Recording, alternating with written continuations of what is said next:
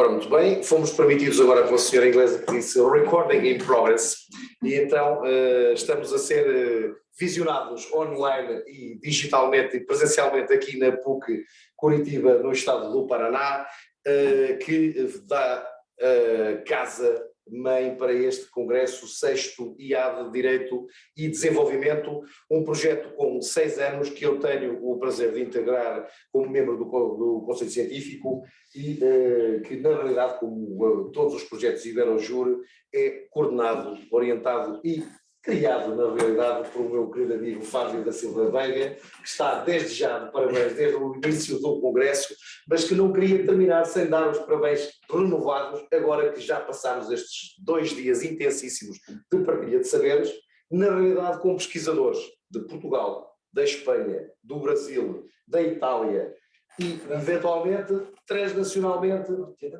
da França, dizem-me agora, e transnacionalmente com matérias do direito e desenvolvimento contemporâneo, atual, que na realidade vão dar à estampa na obra com ISBN coletivo europeu e que vai correr o mundo digital, mas depois também nas redes sociais, quando este congresso possa ser repristinado e relembrado para todo o sempre de forma digital, para podermos apreciar a evolução das nossas participações e o índice de internacionalização deste Iberojur, Instituto Ibero-Americano de Direito, que na realidade, como o seu querido presidente e fundador aqui presente e também hoje palestrante plenário de pleno direito, pensou um dia dar não novos mundos ao mundo, mas falar do direito de todo o mundo, para todo o mundo, como diz o Brasil.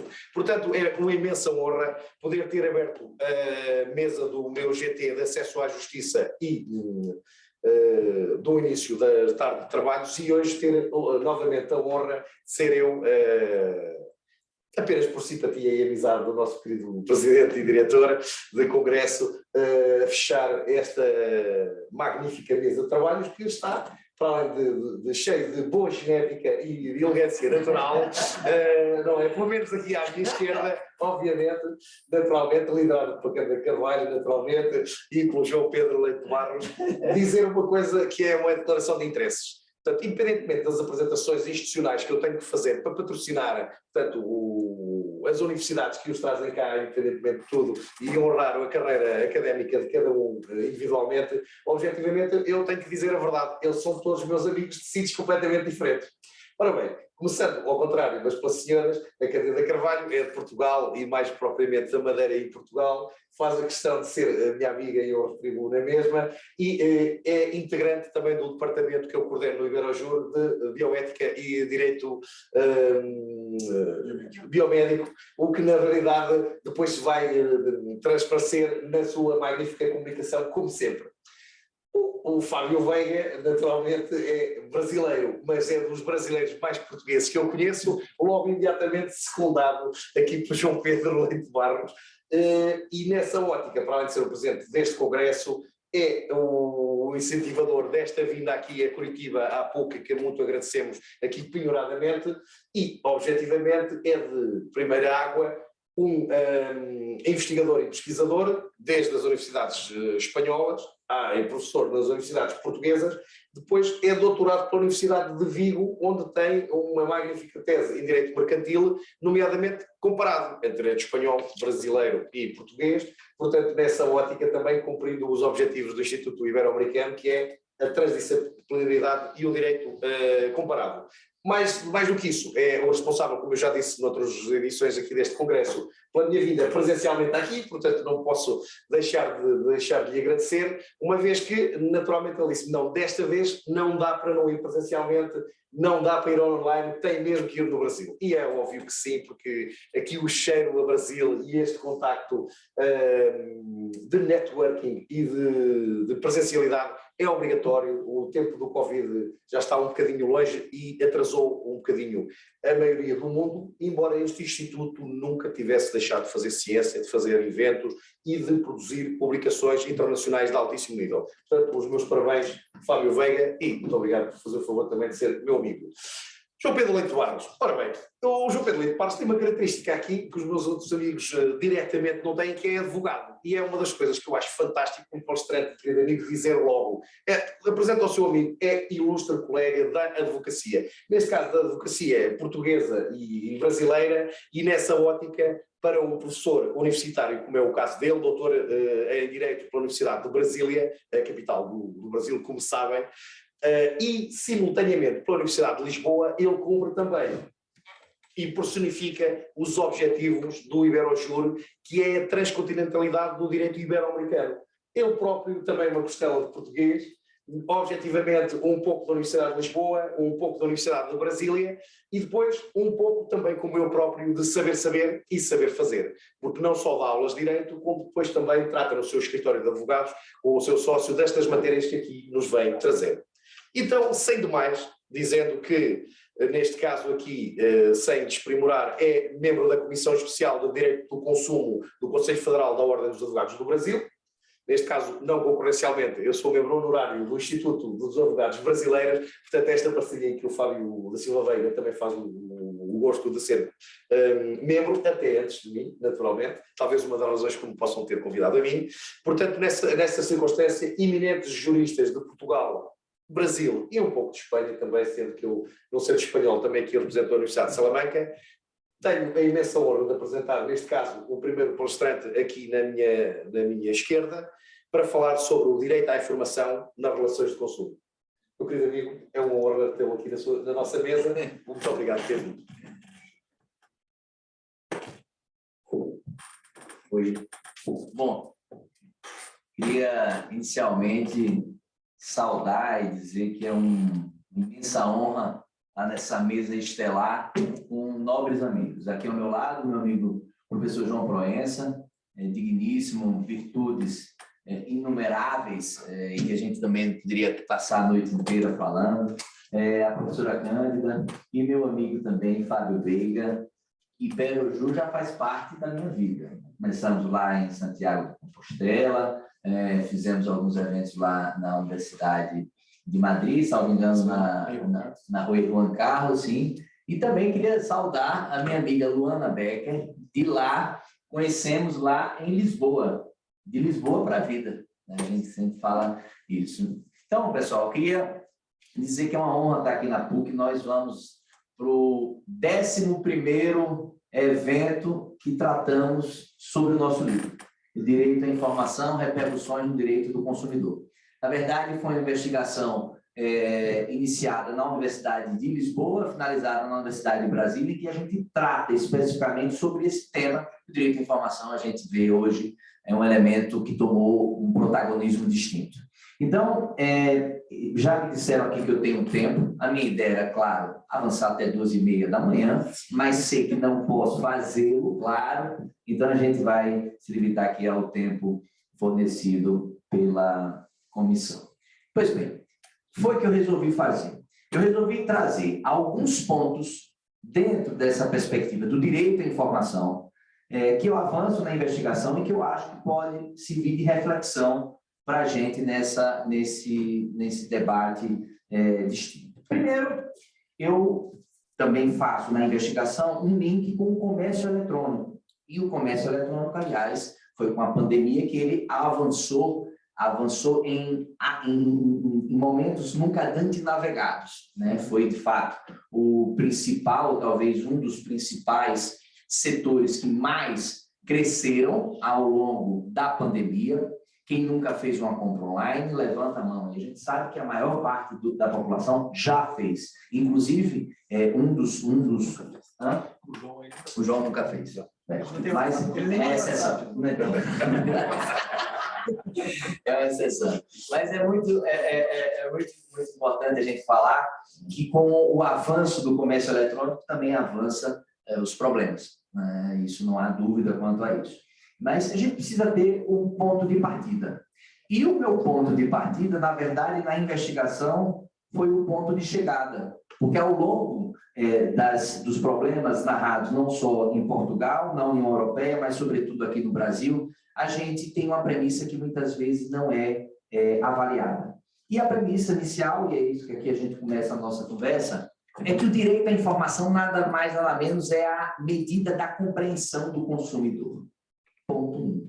Ou seja, se o consumidor não compreender aquilo que está sendo transmitido, logo a transmissão foi errada, foi ineficaz.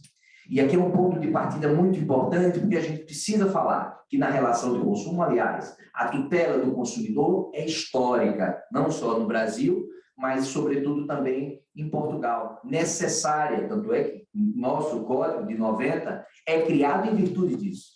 Ele é criado em virtude disso, para tentar reduzir as desigualdades que já existiam, a não observância da lei.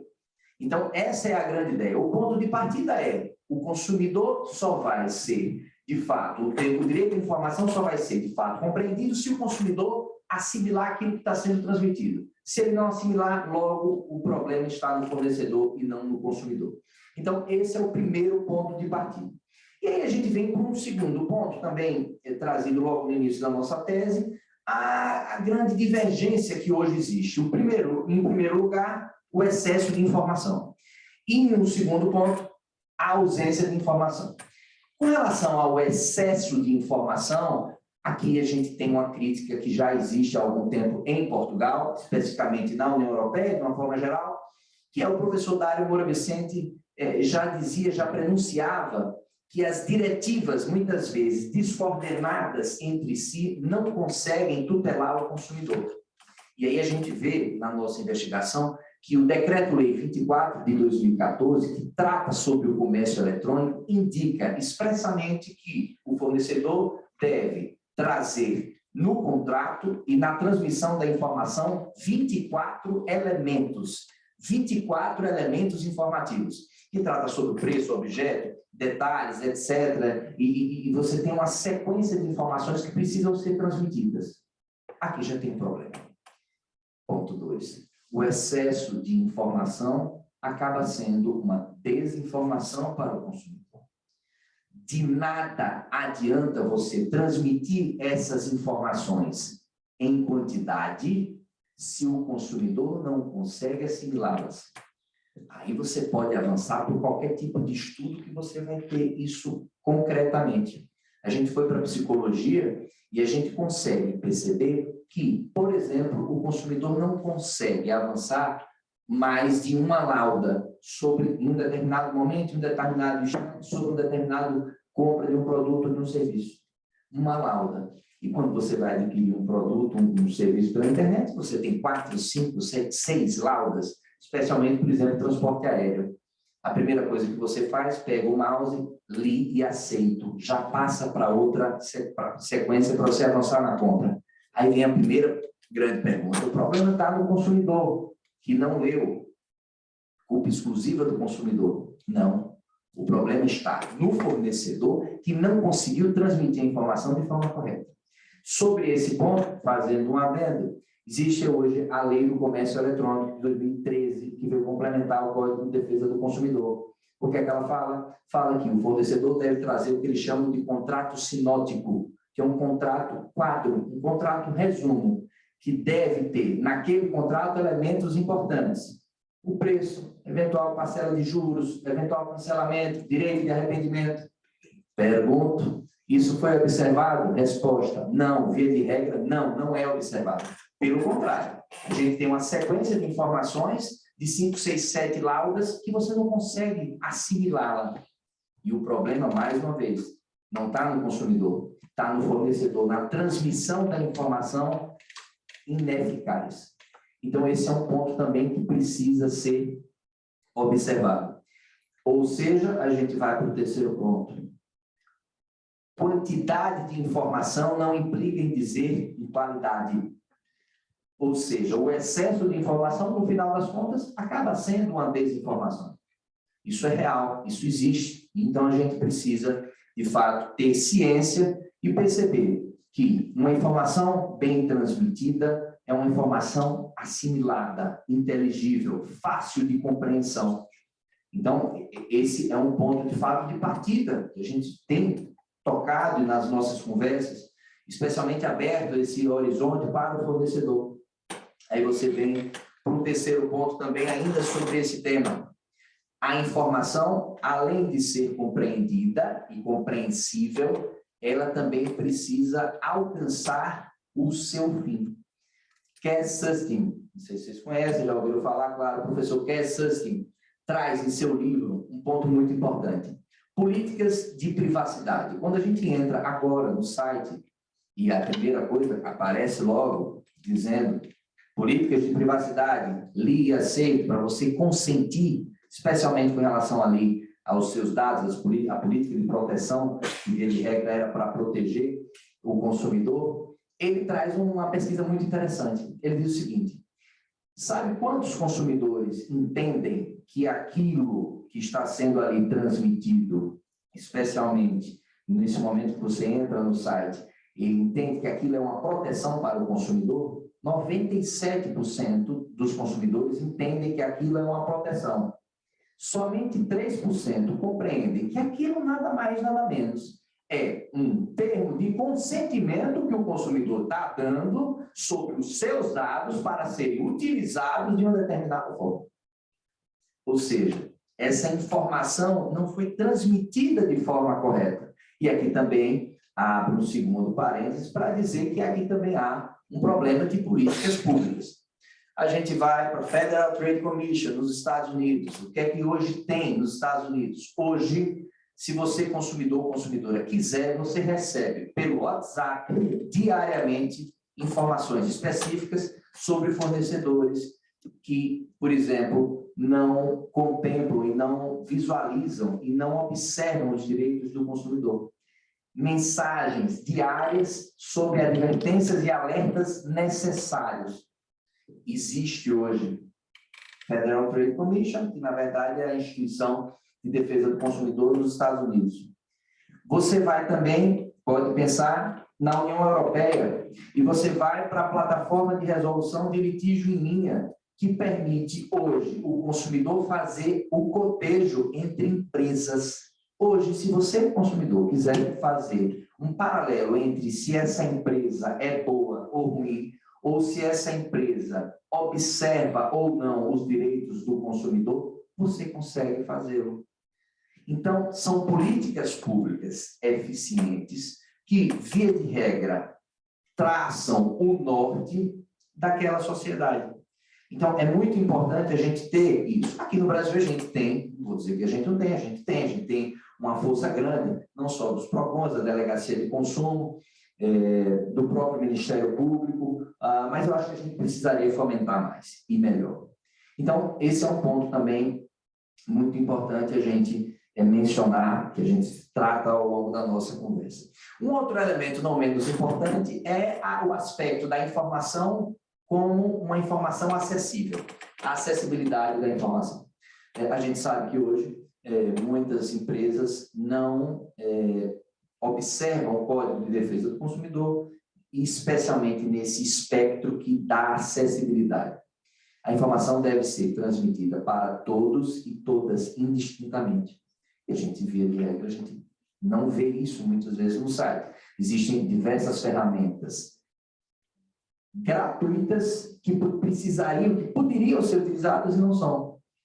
Handstocks, CAI, ou seja, informações, ferramentas necessárias que muitas vezes o fornecedor não visualiza. Um outro ponto também, não menos importante nessa nossa conversa, é o que a gente chama de sequência significativa de informação. O que é isso? Se vocês forem para os contratos de consumo de crédito nos Estados Unidos, vocês vão pensar e parar para ver, ora, eu quero ver o contrato de consumo de crédito desse banco, desse e desse. Quando você pega o contrato e avalia, vocês vão ver que a sequência das informações é a mesma. Aí você pergunta, ora, por quê? Resposta simples, para facilitar o cotejo, a comparação do consumidor. Esse é um ponto, um elemento muito importante.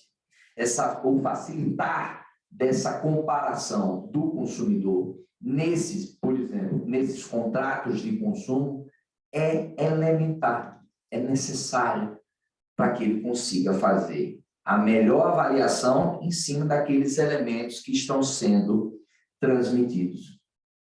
Bom, dito isso, a gente também avança na nossa conversa, e eu sei que já meu tempo já chegou na metade, mas tem tanta coisa para falar, mas a gente avança também na nossa conversa e na investigação sobre um ponto não menos importante, que é o abuso do direito do consumidor em algumas situações relacionadas ao dever de informação. Veja, o que é que a gente tem hoje, e aí eu trago um caso concreto no nosso livro, um caso real que aconteceu nos Estados Unidos. Uma empresa que aluga o seu espaço para festas, especialmente festas de noivado, de casamento, melhor dizendo, ela colocou no seu contrato a seguinte dicção: o valor que está sendo cobrado no contrato poderá ser deduzido se, dois pontos, aí traz uma sequência de questões, se tiver uma crítica na rede social. Ou seja, se tiver uma crítica na rede social, aquele valor que você caucionou, melhor dizendo, você teria esse valor retido. A grande questão é: posso ou não posso? Ou até que ponto eu posso fazer uma determinada crítica? E até que ponto isso vem a ser um abuso de direito? Se você for para a última decisão da Alemanha, do tribunal alemão, ele entende, uma decisão recente até, ele entende que essa liberdade de expressão, ela muitas vezes, ela avança limites que, via de regra, seriam limites normais. E aí é o caso que teve recentemente, em que houve uma discussão no WhatsApp, em que, de fato, a pessoa xingou de todos os nomes, e isso é explicitamente dito, e foi entendido como liberdade de expressão.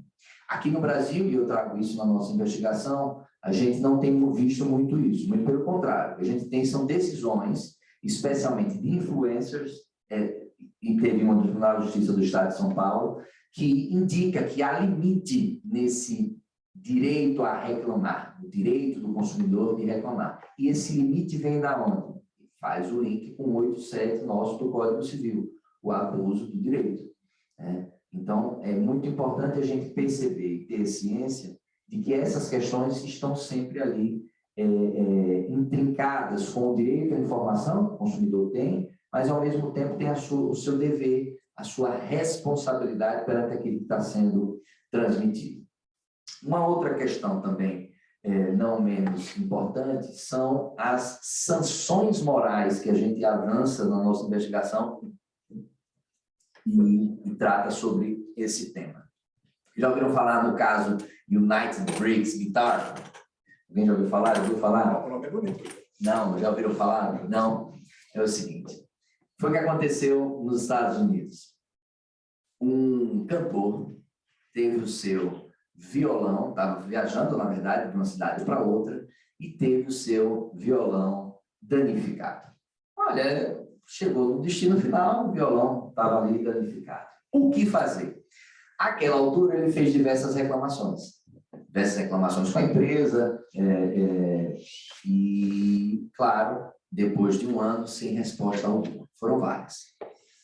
E então, ele teve o estado: vou fazer um clipe. E o nome do clipe é United Breaks Guitar. E aí ele subiu uma hashtag, United Breaks Guitar. O vídeo viralizou. Em uma semana, a United perdeu 200 milhões de dólares, caíram os valores, todos os valores da bolsa.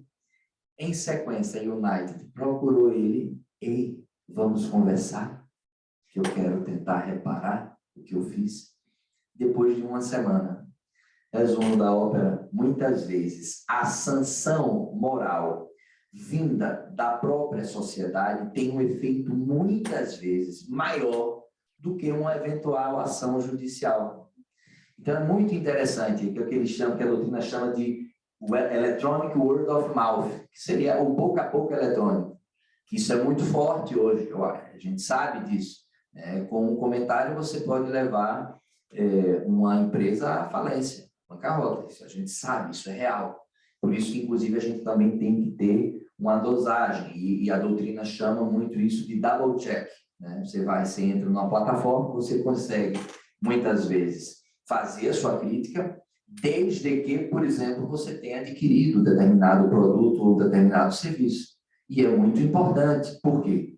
Porque a gente precisa ter sempre em mente o que também a doutrina chama de spammer de opinião. Não sei se vocês já ouviram falar esse termo, mas isso é muito também muito comum. Muitas vezes a pessoa, o cidadão, o homem, a mulher, seja lá, qualquer cidadão, utiliza daquele instrumento como o famoso trampolim social. E isso também é real, aconteceu também no Tribunal de Justiça do Estado de São Paulo, o caso de uma influência que, se valendo daquele status, suposto status que ele tinha, ele começou a fazer o contato com uma determinada empresa, começou a fazer a extorsão, trazendo, olha, se você não me der tal e tal produto, eu vou, então, danificar a sua imagem. E assim foi feito. Não mandou o produto, ele começou, então, trazendo comentários inverídicos. Em sequência, a empresa perdeu muitos, não me recordo se ela chegou a fechar, mas perdeu muitos clientes por conta disso. Ou seja, um determinado comentário pode, de fato, trazer a reputação abaixo da empresa. E por isso que a gente tem que ter muito cuidado. Né? E aí eu falo agora também como advogado, a gente tem que ter muito cuidado, porque muitas vezes uma ação que em tese seria devida, você teria que, de fato, realmente pensar se seria o melhor caminho ou não. Uma conversa, uma conversa necessária com o consumidor, com a consumidora. A gente sabe que problemas existem. Essa é a realidade. Problemas vão sempre existir. A grande diferença é saber como solucioná-los de forma eficaz. Então, esse é um elemento muito importante que a gente precisa também estar sempre atento. E, chegando aqui ao nosso fim, eu não poderia também deixar de falar sobre um termo que o professor Klaus Toner já mencionava nos seus trabalhos, um termo até muito interessante, que é a chamada democracia de consumo. O que é que ele fala o que é que ele quis dizer com essa expressão? Ele quis dizer o seguinte, olha, a consumidora e o consumidor têm a possibilidade e deve ter a possibilidade de adquirir determinado produto ou determinado serviço. Mas, se assim o fazer sem pensar na sociedade, isso pode gerar problema. E aí ele traz o exemplo do carro. Se toda consumidora ou todo consumidor quiser adquirir um carro, o mundo para. Está todo mundo com carro aí, pronto, perfeito, o mundo para, ninguém anda. Hoje já é difícil, imagine se todos tivessem. Então, ele faz essa perspectiva, essa análise, dizendo o seu consumo tem que visar o seu interesse, mas, sobretudo, pensar na coletividade. E é importante a gente perceber isso, né? Essa avaliação. O consumo consciente, a regra dos 2 P's, preciso do produto ou do serviço, posso adquirir, especialmente nesse momento de super endividamento. E chegando ao fim, que já me olharam aqui já e disseram que acabou, eu queria só fazer uma nota sobre o compliance no comércio eletrônico, especialmente nessa área de informação. Hoje, a consumidora e o consumidor espanhol que queira adquirir um determinado produto ou um serviço, via de regra, observa os famosos selos. O famoso é o selo Web Trader, que nada mais nada menos que é um selo que o fornecedor demonstra perante a sociedade, perante os consumidores, dizendo, ei, eu cumpro as leis, especialmente eu observo as leis de consumo. E essa é uma ideia muito interessante, por quê? Porque através da autorregulamentação, porque compliance nada mais, nada menos, é observância das normas internas e externas, normas internas dentro da própria empresa, normas externas são as normas que regem o ordenamento jurídico. Então, a gente precisa visualizar isso como uma força motriz, como uma demonstração de que aquela empresa é credível perante as consumidoras e perante os consumidores.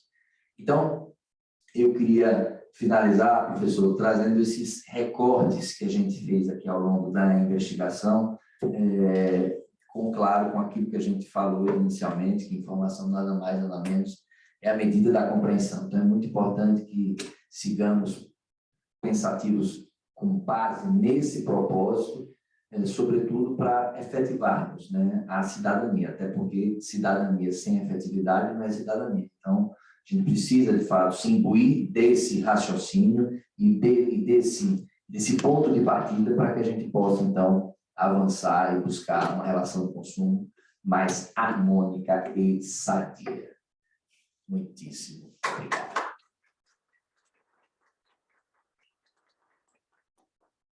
Nosso colega e amigo, professor Pedro Leite Barros, muitíssimo obrigado pela sua magnífica exposição, esclarecedora e de um homem de ciência que sabe na prática como tratar este assunto e ainda mais como consultor a acompanhar os seus clientes empresariais nesta árdua labirinto da empresarialidade do futuro. Agradecer sobretudo também o justo cumprimento do tempo, apesar de não haver nenhuma barreira.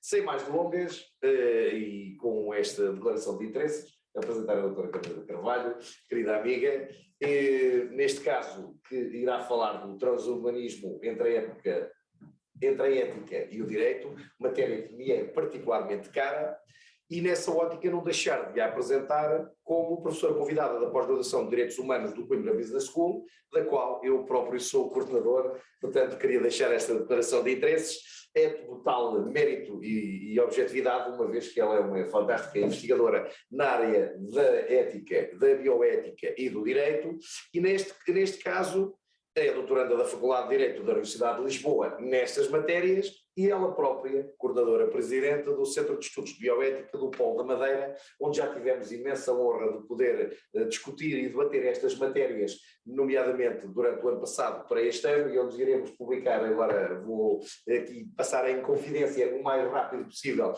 exatamente pelo CERN Polo Madeira, o que me dará uma grande honra e desde já aproveito para a parabenizar, naturalmente sem qualquer restrição, discriminando positivamente, faz favor de usar a sua plenária para nos encantar, como sempre. Carolina Carvalho, bem-vinda. Muito obrigada, boa tarde a todos. Eu começo já por agradecer estas palavras tão carinhosas do meu querido amigo e colega, o professor Dr. João Proença Xavier. Eu acho que a plateia e todos os que nos assistem lá em casa já compreenderam que isto é uma família, que nós estamos sempre juntos em congressos e eventos científicos diferentes, mas estamos sempre juntos. E, de facto, é isso. A Iberojur é uma família. Eu sinto-me muito honrada por pertencer a esta casa e também por fazer parte da área científica de bioética e biomedicina da Iberojur. E dou os meus parabéns ao professor Dr.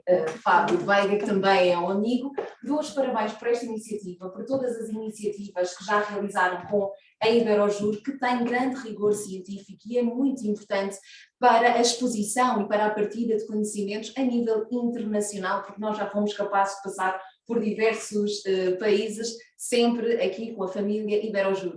Agradeço também a forma muito calorosa como fomos aceitos aqui e recebidos pela Universidade Católica. É uma honra e uma alegria enorme voltar sempre a Brasília e ao Brasil, onde nós temos muitos amigos e realmente sentimos verdadeiramente em casa. O tema que eu trago hoje é sobre o transhumanismo. Este tema também é um tema muito querido para mim, porque acabou por ser o tema da minha dissertação de mestrado em bioética pela Universidade em Buenos Aires, onde estive 4 anos a estudar bioética e a especializar nesta área. Portanto, o que trago hoje é parte dos resultados justamente dessa investigação.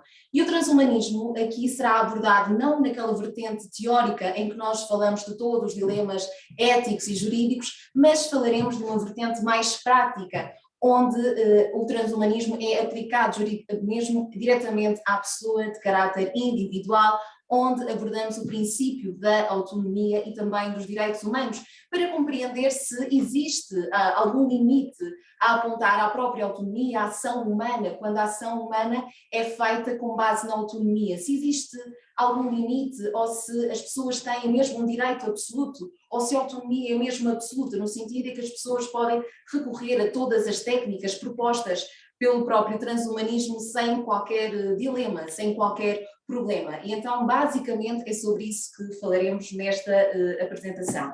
E transhumanismo, por vezes, nós pensamos, bem, isso deve ser alguma coisa que irá surgir dentro de 1000, 5000 anos, mas não, a verdade é que nós estamos mais próximos do que aquilo que possamos pensar. Se nós verificarmos, ao longo das últimas décadas, a ciência e a tecnologia foram capazes de nos proporcionar e de apresentar várias formas de melhoramento humano e de fazer face às nossas próprias necessidades humanas. Se nós pensarmos, nós já estamos em fase de melhoramento há alguns anos. Exemplo disso é, por exemplo, a utilização de próteses, onde nós podemos incluir as próteses biónicas. Nós temos, por exemplo, os aparelhos auditivos que facilitam a audição, aquelas pessoas que por algum motivo têm alguma incapacidade acidental ou até mesmo natural. Temos os aparelhos ortodônticos, os bypasses, o pacemaker, os próprios óculos de vista que fazem parte do nosso dia-a-dia e nós não compreendemos que isto também é uma forma de nos aperfeiçoar e até mesmo de realizar algum tipo de aprimoramento humano. Os óculos de sol e de vista fazem parte da biotecnologia, assim como, por exemplo, as lentes de contacto. Por exemplo, o recurso à criopreservação humana. Aqueles que, por exemplo, não estão tão familiarizados com este conceito de criopreservação humana, a verdade é que hoje em dia nós já temos várias centenas de pessoas criopreservadas para poderem ressuscitar no futuro. E, portanto, o que é que sucede? O que é a criopreservação humana? De uma forma muito sucinta, são pessoas que padecem de alguma doença, que no presente não têm qualquer tipo de cura, então depois de passarem pelo processo de falecimento são criopreservados e depois são estudados alguma forma de fazer face à cura daquela mesma doença, o que significa que dentro de 100, 200, 300, 400 anos ou mais, aquela mesma pessoa poderá ressuscitar, poderá voltar à vida quando houver cura para aquela mesma doença. Portanto, teoricamente tudo isto é possível, na prática já temos pessoas criopreservadas, só que até o momento nunca foi feito uma espécie de ressuscitar o ser humano. Portanto, veremos o que é que ocorrerá nos próximos tempos, mas isto para dizer que a tecnologia e a ciência já nos permite aqui de alguma forma contornar até mesmo a morte que é dita como algo que é certo para todos nós, que talvez já não seja assim tão certo nos tempos que correm. Depois nós também temos a própria utilização dos medicamentos ou então de substâncias para melhorar, por exemplo, o rendimento desportivo. Também temos a cosmética para retardar de alguma forma até mesmo o envelhecimento. Portanto, isto para dizer que aos poucos nós já temos aqui talvez entre nós a própria filosofia do transhumanismo, porque os seres humanos dependem muito daquilo que a técnica tem para oferecer. E se a tecnologia e a ciência, a priori, estava a ser desenvolvida para fazer face às incapacidades naturais, acidentais ou algum tipo de debilidade, a verdade é que hoje em dia a ciência e a tecnologia, até mesmo a medicina, já está a ser criada para ser aplicada às pessoas ditas normais, que não padecem de nenhum tipo de incapacidade, mas para ser aplicado de forma a melhorar essas mesmas capacidades que já são consideradas boas. Portanto, se me permitem, eu acho que, de certa forma, nós estamos a abandonar um pouco a medicina de reabilitação para entrarmos aqui na medicina de transformação. Portanto, como vemos, o transhumanismo não está assim tão longe como podemos achar e, de facto, já está muito presente, principalmente nas sociedades desenvolvidas. Os seres humanos também faz parte da própria essência humana o querer mudar, o querer mais, o querer ultrapassar limites, o querer ter as capacidades aumentadas, o de conseguir mais, o de conhecer mais. Isto faz parte da própria essência. Se nós verificarmos, nós não somos os mesmos seres humanos de há 100 anos atrás, de há 3000 anos atrás, e se pensarmos na nova geração, nós também conseguimos compreender que eles também já vêm um pouco mais evoluídos do que a nossa própria geração e as próprias gerações futuras. Portanto, a evolução faz parte da essência humana e talvez isto signifique que o transhumanismo seja um caminho que nós vamos traçar de uma forma natural. Ora, exemplo disso é a tentativa de superar, por exemplo, o envelhecimento. Nós sabemos que a partir do momento em que nascemos, nós já entramos num processo de envelhecimento.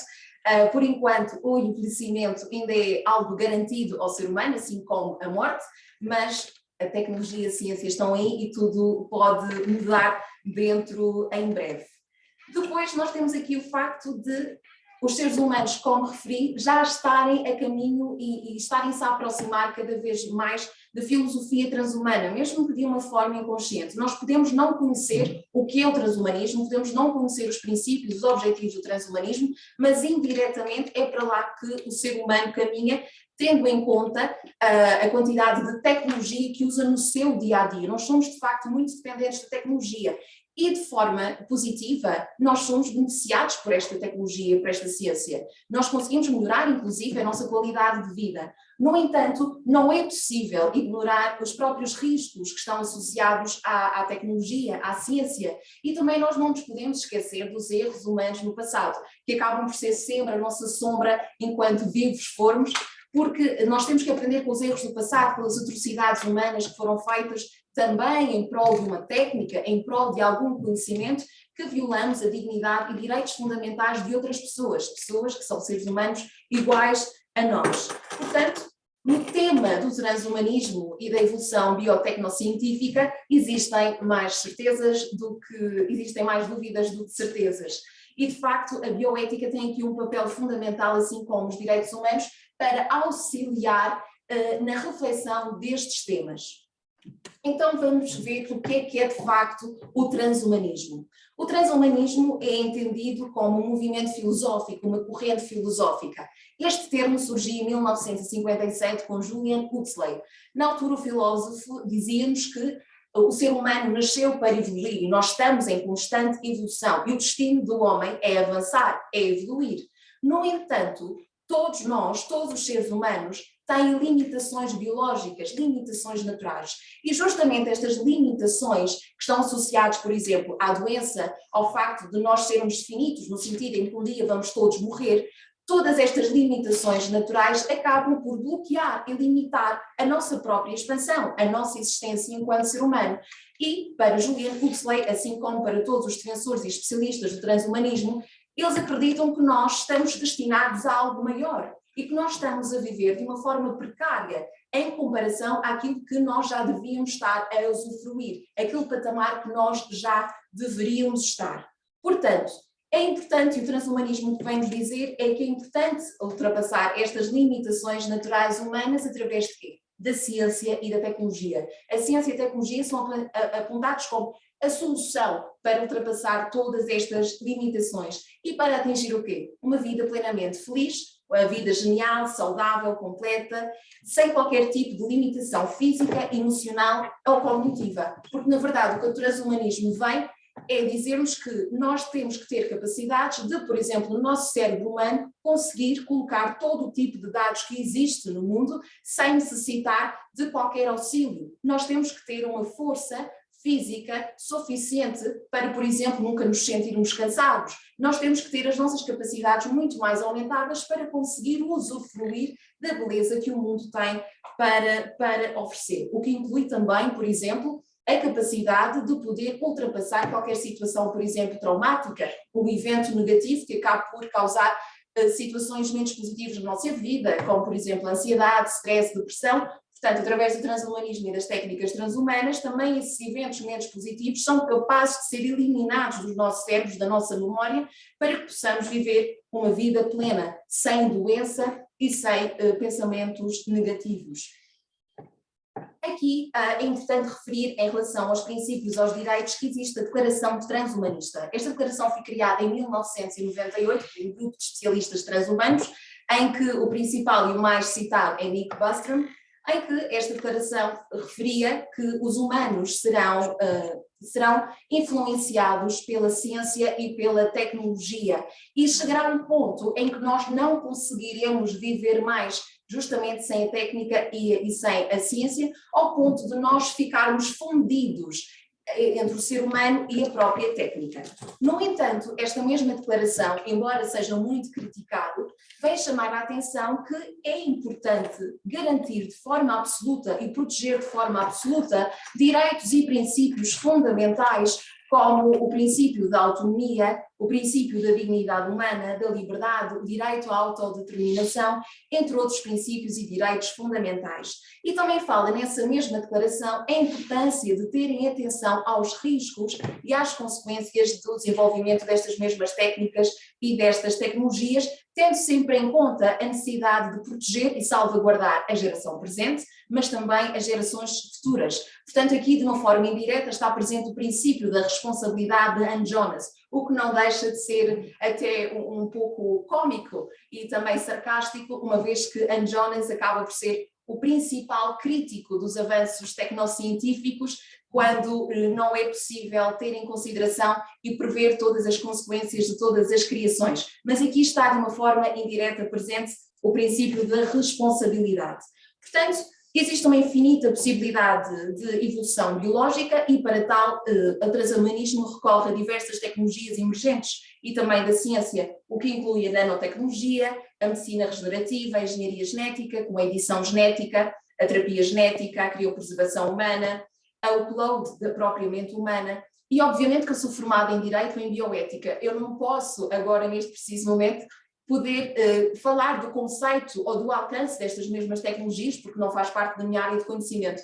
Eu deixo aqui presente para nós termos uma noção que parte destas técnicas já estão a iniciar e já fazem parte do nosso dia-a-dia. E outras ainda não é permitido, como por exemplo o upload da mente humana, em que o próprio Nick Bostrom, que anseia que este momento chegue e que possamos fazer o upload da mente humana, porque também para ele isto é uma forma de imortalizar o ser humano, uma vez que a pessoa poderá viver para sempre através, por exemplo, de um computador, mas de facto nós ainda não temos softwares suficientes para poder fazer este upload da mente humana.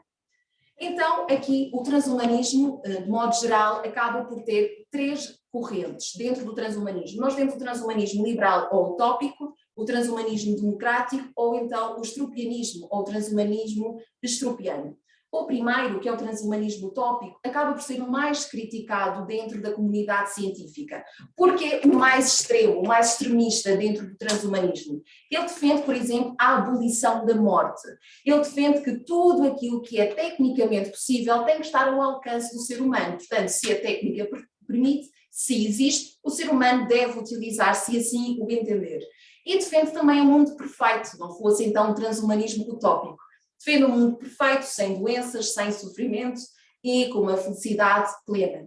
Depois nós temos o transhumanismo democrático, que ele próprio é crítico do transhumanismo utópico, ele também pretende se afastar deste próprio transhumanismo utópico que acaba por ser ridicularizado, por exemplo, nos mídias e até mesmo dentro da comunidade científica. Então o transhumanismo democrático tem uma posição mais neutra, não defende a imortalidade, acredita que temos que ser muito mais pés na terra, no sentido em que temos de ter noção os passos que nós estamos a dar dentro da ciência e tecnologia, mas defende aqui princípios como a liberdade, a autonomia individual, a igualdade no acesso à tecnologia e também de aprimoramento humano e, portanto, aqui entra a inovação.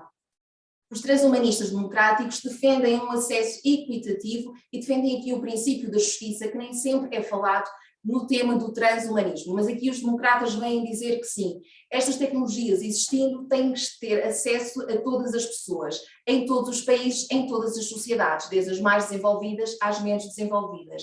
E depois nós temos o transhumanismo estropiano, ou o estropianismo, que foi criado por Max More, e o que vem, não foge assim tanto da ideia geral dos transhumanistas, mas vem criar uma data de princípios que aqui estão alguns elencados, como a expansão ilimitada, a autotransformação, dinâmica otimista, tecnologia inteligente, sociedade aberta, autodireção e pensamento racional. Mas quais são os pontos em comum em todas estas subcategorias do transhumanismo? Todas elas acreditam que, através da ciência e da tecnologia, será possível ultrapassar todo e qualquer limitação biológica humana e alcançar então a condição do transhumano. Associada à condição transhumana, nós também temos o conceito do pós-humano. E o transhumanismo, aqui permitam apenas este parêntese, o transhumanismo acaba por ser o estágio final dentro da categoria de aprimoramento humano. O transhumanismo surge aqui como uma ponte entre os seres humanos como os conhecemos hoje, uma ponte que liga esses mesmos seres humanos ao pós-humano. Portanto, é o início da transformação e do próprio aprimoramento humano. Quando falamos de transhumanismo e se começarmos a ler todos os artigos científicos, veremos que o debate é pouco profundo. Eu já deixo aqui bem público a minha crítica, porque de facto é um debate que não aprofunda de facto os dilemas éticos ou os dilemas jurídicos, não aprofunda até mesmo o conceito de transhumanismo. E baseia-se aqui numa espécie de jogo entre partes, um debate muito polarizado entre transhumanistas liberais e os bioconservadores. Portanto, por um lado, nós temos os transhumanistas liberais, que para eles tudo é permitido, que nós devemos viver ad eterno, não devemos ter doença, devemos lançar mão de tudo aquilo que nos faz mal, e depois temos os bioconservadores, com uma visão mais limitada, mais restrita, mais proibitiva, são muito mais conservadores, no sentido em que o transhumano é considerado aquele bicho-papão que vai colocar fim à espécie humana. Inclusive o maior bioconservador, o mais citado de toda a história é Fukuyama, que acaba por dizer que pretende inclusive já nem estar vivo para não assistir a esta decadência humana que é o uso da tecnologia para melhorar a qualidade de vida. Ora, nem um nem outro têm razão, ou ambos têm razão, mas a verdade é que nós temos que ter aqui um debate mais equilibrado e inclusive mais profundo para o benefício da própria sociedade, porque caso contrário, nós temos aqui quase a expressão, uma luta de galos, em que apenas querem expressar as suas crenças e a sua filosofia e não aprofundam nunca as raízes do transhumanismo. Portanto, é necessário procurar ter um debate equilibrado, ter em consideração a máxima de que nem tudo o que é tecnologicamente possível é eticamente aceitável, correto, mas o caminho também não é da proibição absoluta, porque nós evoluímos com a ciência. Portanto, caso a caso é necessário fazer uma avaliação de todas as criações que estão a surgir no nosso mundo, avaliá-las, mas não proibir de todo. Portanto, entramos aqui então na questão da ética, da bioética, como referi no início. Pretendemos aqui observar se o princípio da autonomia é de facto um princípio absoluto, se as pessoas têm algum limite na sua própria ação, ou se todos nós de repente poderíamos aderir a esta corrente transhumana e começar a realizar, por exemplo, a edição genética dos nossos próprios filhos, realizar a edição genética de nós próprios, sem nunca saber, por exemplo, quais são as próprias consequências destas ações, ou que consequências é que tem, por exemplo, o upload da mente, o que é que poderá acontecer, o que é que o computador poderá fazer com aqueles dados. Será que aquela pessoa se vai manter sempre como nós a conhecemos em vida? Ou será que depois começa-se a transformar e a juntar com outros dados e transformar-se noutra coisa que já é irreconhecível por parte da família, até das pessoas mais próximas? Portanto, nós entramos aqui na bioética principialista de Beauchamp and Childress, que acabam por ser até o dia de hoje os mais citados e que orientam na reflexão de todos os temas relacionados com a bioética, e dentro da bioética principialista vamos abordar apenas o princípio da autonomia. Segundo Beauchamp and Childress, a autonomia baseia-se no respeito pela capacidade das pessoas de tomarem as suas próprias decisões, de controlarem as suas próprias vidas. Portanto, salvo algumas exceções, como nós sabemos, a maior parte das pessoas são autónomas e são dotadas de liberdade, têm a capacidade de decidir sobre todos os assuntos que lhe dizem respeito, têm o direito a autodeterminar-se, a autogovernar-se, a criar os seus projetos de vida, consoante a sua própria filosofia, as suas crenças, e a viver conforme esse mesmo projeto de vida, conforme as suas filosofias, o que em parte nós já estamos aqui a falar e a dar o conceito do próprio direito ao livre desenvolvimento da personalidade, o direito à autodeterminação, que tem obviamente também base neste princípio da autonomia, também base no princípio da dignidade da pessoa humana. Este princípio da autonomia implica que a pessoa seja capaz de decidir de uma forma livre de qualquer limitação interna e externa. Obviamente que aqui nasce a maior crítica ao princípio da autonomia de Beauchamp and Childress, porque os especialistas vêm-nos dizer que, de facto, conta-se pelos dedos das mãos as decisões que são verdadeiramente autónomas, porque nós, de facto, quando estamos prestes a tomar uma decisão, de alguma forma acabamos sempre por falar com uma pessoa próxima, algum familiar, algum conhecido, e há sempre uma partilha, há um diálogo e, de alguma forma, as decisões próprias são sempre influenciadas por uma opinião de terceiros. Então, Beauchamp e Childress eles estão sempre atentos às críticas que lhes são feitas e à medida que vão reeditando o seu próprio livro sobre os princípios da biomedicina, acabam sempre por atualizar e incorporar estas mesmas críticas e dar resposta a estas mesmas críticas. Então, relativamente ao facto de não haver nenhuma decisão que seja plenamente autónoma, os autores vêm dizer que, de facto, sim, não existe nenhuma decisão plenamente autónoma, são muitos raros os casos em que a pessoa decide só por si, sem consultar uma terceira pessoa, e então vem criar aqui 3 requisitos que são essenciais para que uma decisão seja considerada plenamente autónoma. Nós temos o requisito da intenção, da compreensão e da liberdade. Ora, aplicando este princípio da autonomia diretamente ao transhumanismo, nós podemos concluir que as pessoas, no exercício da sua autonomia e no pleno gozo das suas capacidades, podem, de facto, decidir se querem ou não submeter-se a alguma técnica de aprimoramento humano e associar-se, então, à filosofia do transhumanismo. Mas, para que a decisão seja válida, seja validada como autónoma, basta que ela compreenda o conceito de transhumanismo. O que é que se trata o transhumanismo? Em que consiste estas mesmas intervenções? Quais são as técnicas que são utilizadas e também quais as consequências? As consequências para si mesmo, mas também gerações para as outras pessoas e para gerações futuras. E é importante que esta decisão seja tomada de uma forma livre de qualquer pressão externa, o que também acaba por ser aqui outra crítica, porque nós podemos chegar ao mundo, a um ponto em que o mundo está maioritariamente já transformado em transhumano, em que os transhumanos são aquelas pessoas que são mais desejadas, até mesmo em termos de emprego, de trabalho, e as outras pessoas que não têm qualquer tipo de intervenção podem se sentir coagidas, ainda que indiretamente, a recorrer aqui ao transhumanismo para também realizar alguma alteração para que possam estar ao nível do cidadão comum, que futuramente poderá ser o cidadão transhumano. Portanto, tem esta situação que também é difícil de compreender se poderemos ter aqui uma decisão plenamente livre de alguma influência interna ou externa. Relativamente ao cumprimento dos 3 requisitos, a intenção, compreensão e a liberdade. No requisito da intenção, para que uma decisão seja considerada autónoma, é necessário tempo.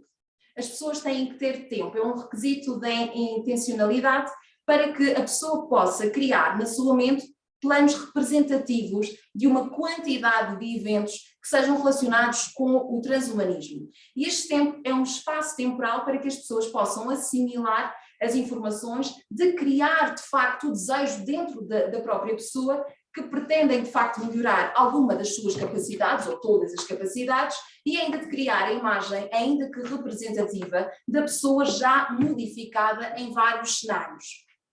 Isto para conseguir preencher o primeiro requisito. O requisito da compreensão conclui-se que a ação só é autónoma quando de facto a pessoa compreende o que é o conceito do transhumanismo, a filosofia e o alcance do mesmo. E a liberdade é quando não existe um controle externo ou interno que limite ou diminua de alguma forma a atuação e a própria autodeterminação humana. Associado ao princípio da autonomia, nós temos o consentimento informado, que hoje em dia é um documento obrigatório e essencial para legitimar toda e qualquer intervenção médica quando existe autorização para o efeito. Acreditamos que este mesmo consentimento também deve transitar para a própria ciência de aprimoramento humano. Isto significa que, para além de cumprir todos aqueles requisitos anteriores, é necessário também ter um consentimento livre, informado e esclarecido. E para que este consentimento seja válido, é importante que a pessoa, obviamente, tenha acesso às informações essenciais, a informações atualizadas que estejam relacionadas com o transhumanismo, os seus riscos e as suas consequências, para que este consentimento seja válido. Para além disso, também é necessário ter aqui um tempo de reflexão, para que as pessoas possam estudar toda a informação que lhes é transmitida, para que possam colocar questões, para que depois estas mesmas questões sejam esclarecidas por pessoas que estão relacionadas com a área do transhumanismo, que também estão relacionadas com a própria medicina e que depois de um tempo de reflexão, então possam tomar realmente a sua decisão. E assim, preenchendo todos estes requisitos e com o consentimento informado, nós poderíamos dizer, bom, então todos nós podemos recorrer ao transhumanismo, aplicando aqui o princípio da autonomia e não temos que nos preocupar com mais nada. Ora, errado. Porque, de facto, o respeitar a autonomia é reconhecer, por exemplo, o direito da pessoa a ter uma opinião, a desejar ser transhumana, a fazer as suas próprias escolhas, a ter a sua própria filosofia de vida, no sentido de querer ter mais capacidades de aprimorar a sua própria existência enquanto pessoa humana e de viver de acordo com os seus valores e com as suas crenças. Mas o princípio da autonomia não é um princípio absoluto, não tem aplicação incondicional. O princípio da autonomia é um princípio prima facie, o que significa que numa situação de conflitos de princípios, os casos são avaliados um por um, ao ponto de compreender qual é o princípio que deve prevalecer em relação ao outro. E esta mesma situação ocorre num caso de conflito de direitos que haverá, com certeza, no tema do transhumanismo. Portanto, conclui-se que a autonomia não é um princípio absoluto, e embora as pessoas tenham, de facto, direito ao livre desenvolvimento da personalidade, direito à autonomia, direito à autodeterminação, tenham direito a criar o seu próprio projeto de vida, existem limites, porque nós não vivemos em ilhas separadas. Nós vivemos numa comunidade, numa sociedade. Nós temos uma base da sociedade formada por princípios, valores, por direito. E, portanto, nós temos que ter sempre em consideração o que é que se passa à nossa volta. Por isso, nós não podemos dizer que a nossa autonomia é absoluta. Nós temos que considerar o outro, os direitos do outro, a liberdade do outro, a integridade e o bem-estar do outro. E chamar aqui à colação aquela máxima de que a minha liberdade termina quando começa a liberdade do outro. Isto para dizer que é preciso tomar sempre em consideração as consequências das nossas atitudes. A partir do momento em que as nossas atitudes possam ter alguma consequência negativa para um terceiro, próximo ou não, nós devemos justamente parar nesse preciso momento.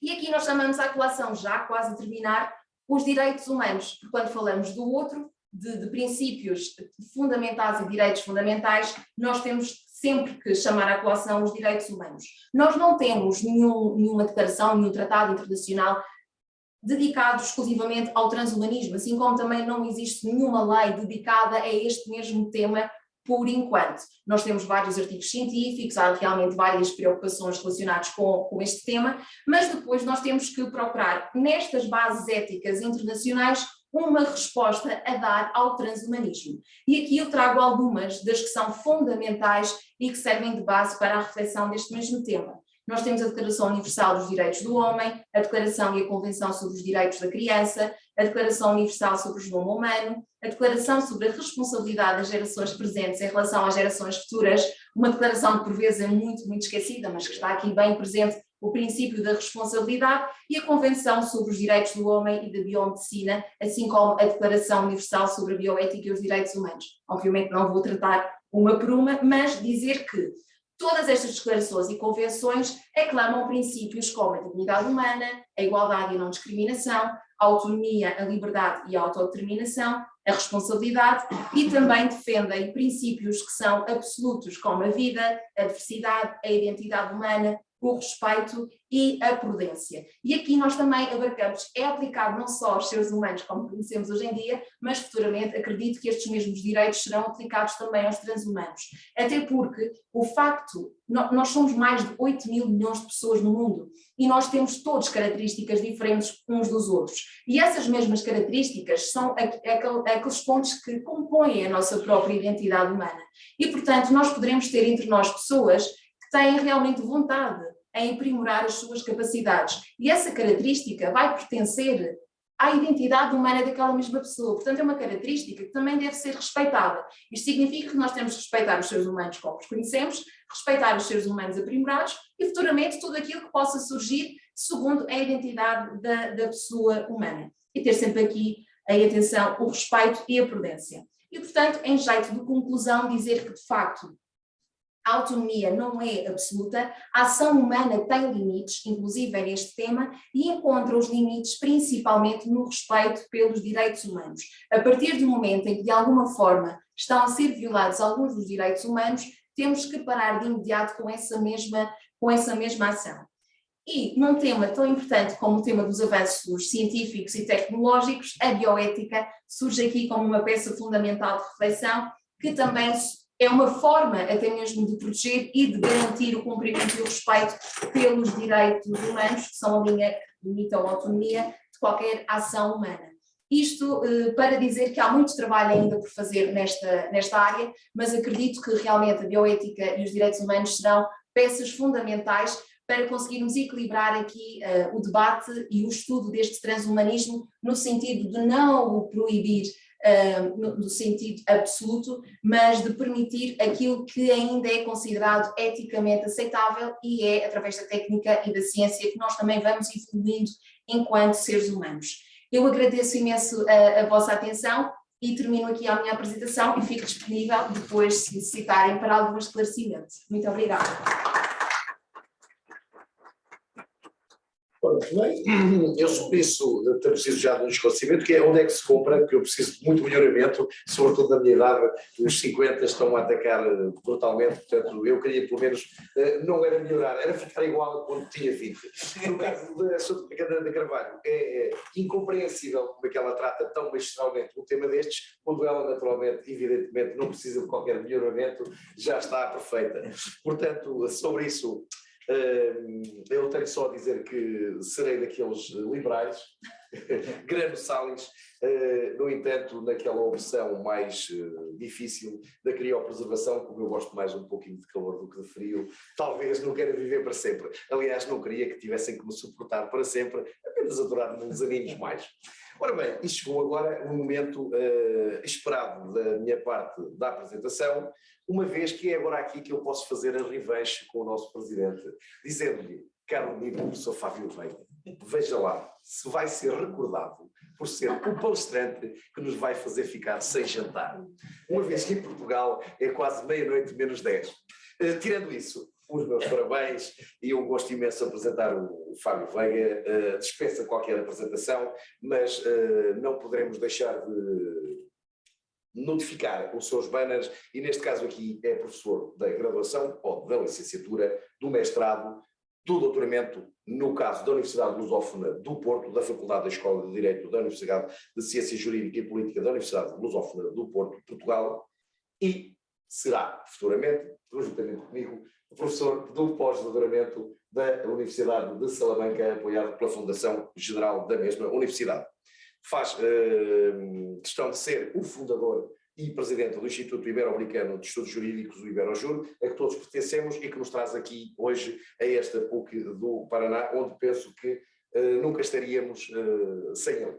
E, naturalmente, vem-nos falar sobre uma questão que temos debatido ao longo da carreira e onde eu tenho tido o gosto de ver este magnífico investigador na área do direito mercantil, do business, e direi eu, dos human rights também, falar sobre a questão do interesse social na responsabilidade da administração de empresas, vindo falar do lucro como finalidade principal de uma empresa comercial, mas fazendo como uma pergunta: é ou não é o lucro a finalidade principal de uma empresa comercial? Altamente corajoso, já tivemos a oportunidade de discutir esta matéria, de estar em fóruns internacionais, e eu penso que, na realidade, é uma, não sendo eu um mercantilista tucor, é um ponto em que temos um toque de ciências e de docências que nos levam a refletir interdisciplinarmente e onde, naturalmente e inequivocamente para o futuro, o direito mercantil e o direito comercial, de que o Fábio Veiga é especialista, doutorado e professor, conecta também com as questões do direito de consumo e dos direitos humanos, com as questões da bioética e dos direitos humanos e com as questões do business e human rights, que acabam por integrar esta mesa, que foi feita pela excelência de conteúdos, mas que na realidade, se depois analisarmos, sabendo eu já de antemão o sentido da comunicação do querido amigo Fábio Veiga, basicamente vai casar muitíssimo bem sem nenhum dos palestrantes saber de antemão o que é que o outro iria falar, a não ser o seu tema de pesquisa e de investigação. Portanto, acho que vamos concluir com chave de ouro este painel de plenárias, ouvindo o Presidente do Iberojur, querido amigo Fábio Veiga. A sala é sua, até a hora do jantar. E como é que é? O último a sair paga o jantar. Antes de nada, queria agradecer ao presidente da mesa, o professor João Cândido Xavier.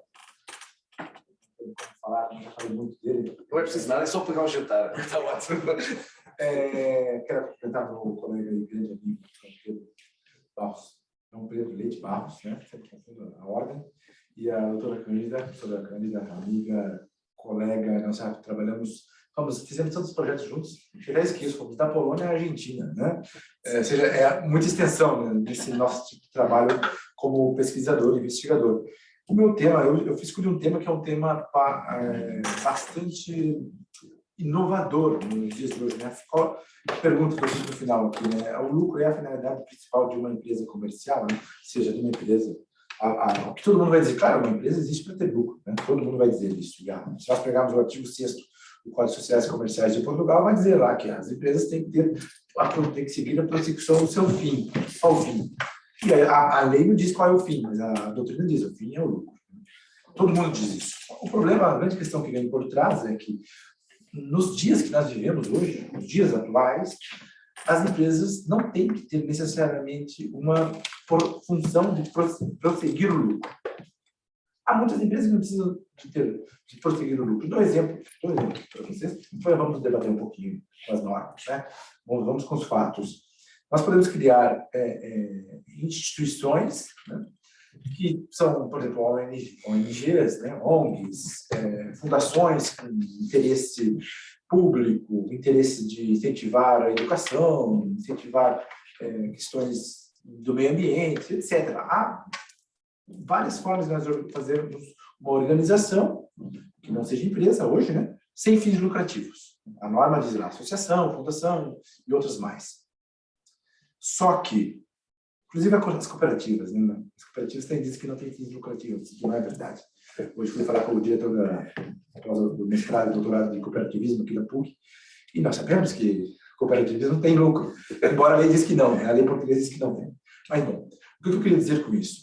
Que as organizações, elas são constituídas ou com uma finalidade, se for empresarial, lucro, ou se não for empresarial, sem fins lucrativos.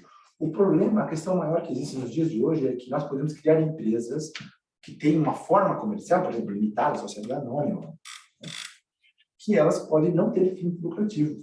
Por quê? Porque a sociedade está mudando, né? Nós vemos que o interesse, aqui vou até relacionar com a palestra do professor João Pedro, que o interesse das pessoas hoje na área do consumo, por exemplo, já é diferente. As pessoas compram um produto não é porque esse produto é mais barato, né? Porque aquele produto é mais sustentável, né? Um exemplo, mais sustentável. Ou que aquele produto não usa material de animais ou de florestas, etc. Então, as pessoas hoje estão mudando a sua forma de ver as coisas, e então há organizações que talvez não queiram ter o lucro. É uma empresa, uma sociedade anônima, é uma sociedade limitada, mas que no final das contas quer desenvolver uma atividade social, né? Um fim social. E aí que entra na questão, quando um doutrinador comercialista puro e duro vai olhar a lei e falar, não, qualquer empresa comercial é para ter lucro. E eu digo, óbvio, eu escuto lá, mas não é qualquer empresa que é constituída para ter lucro. Muitas das empresas são constituídas para ter um fim social, né? Um fim, uma finalidade social no sentido de atingir um objetivo que aquele grupo quis. Por exemplo, nós aqui, né, nós estamos aqui temos finalidade científica.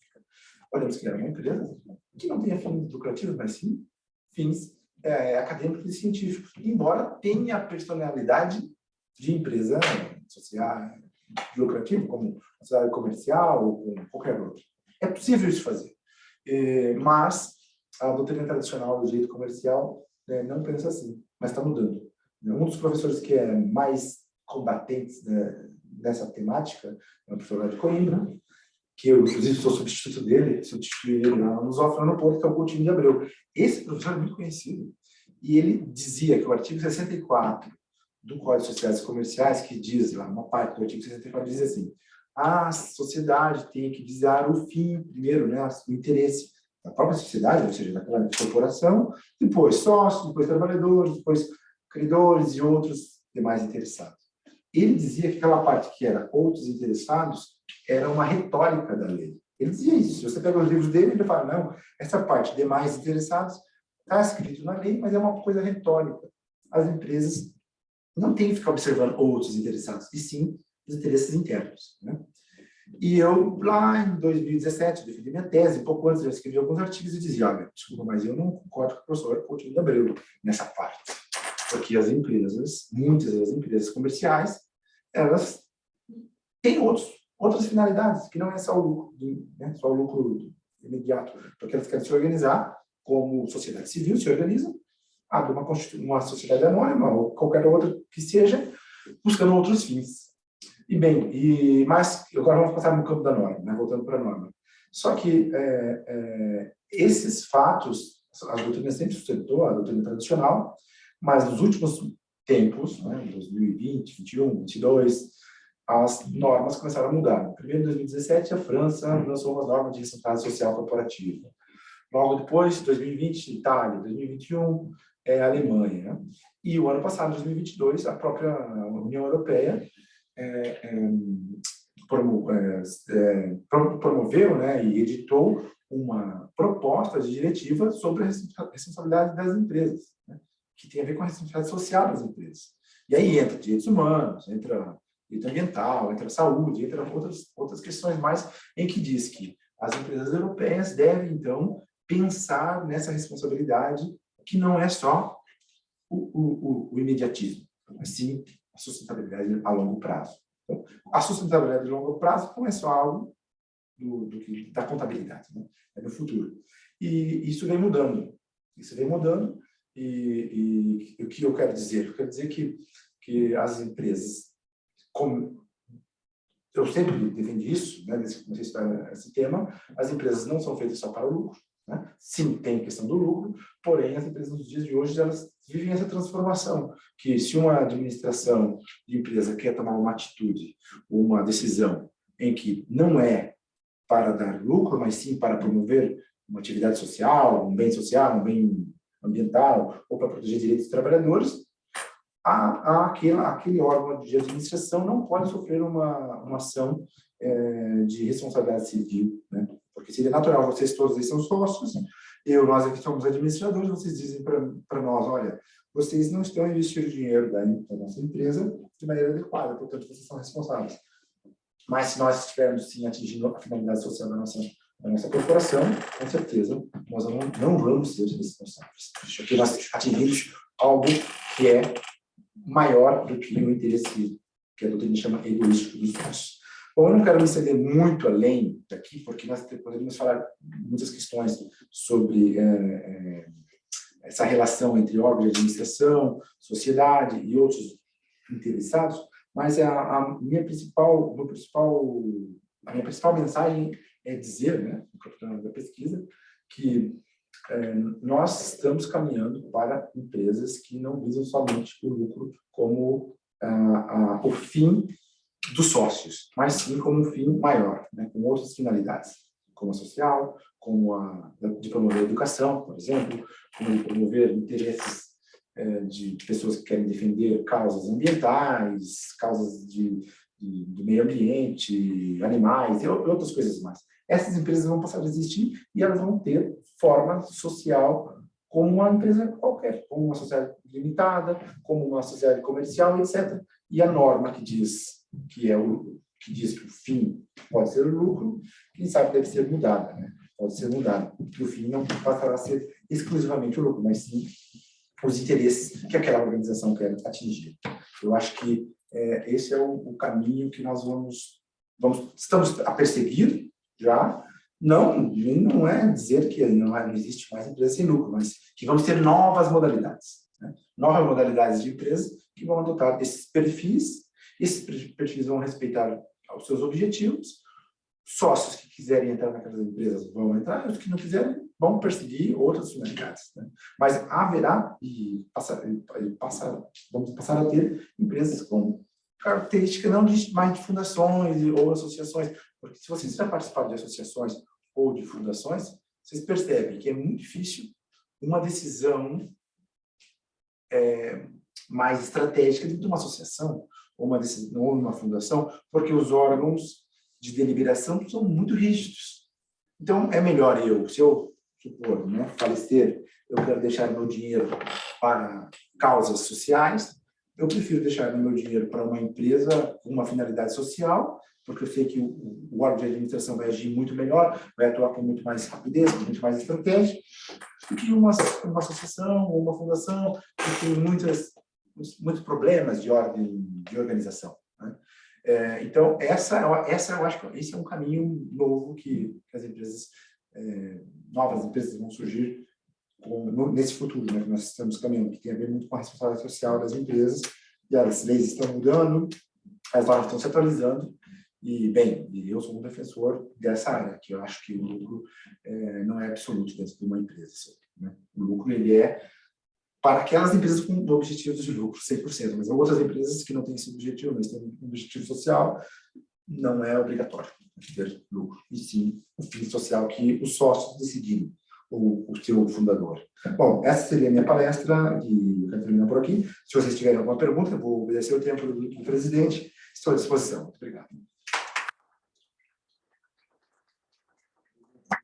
Só para fazer um adendo, Fábio, e você falou num ponto muito importante. Eu estava me lembrando aqui do tempo que eu fiquei em Pisa, na Itália, no Erasmus, viu, Luana? Foi no Erasmus, lá em Pisa, na Itália. Eu me recordo perfeitamente que, na verdade, é de lá, a empresa é de lá, e você tem, inclusive, em São Paulo, a Italy. E a publicidade dela era Pio Meno, Pio Bono, menos e melhor. E aí vem a ideia do consumo consciente, não é aquela ânsia voraz para vender tudo. Ele, pelo menos, transmitia a ideia, olha, você deve consumir, mas consuma menos e de melhor qualidade. No fundo, existe também uma estratégia de publicidade envolvida, etc. Mas, de toda sorte, independentemente disso, há aquela ideia do consumo consciente, que também é válido. Mas, já retomando a palavra, presidente, por favor. E muito bem, boa e excelente adenda, João Pedro. Eu vou aproveitar também para dar uma colherada a esta magnífica intervenção do professor Fábio do Veiga, dizendo que, hoje em dia, os direitos humanos estão em toda a parte, e nestas circunstâncias estão nas empresas também.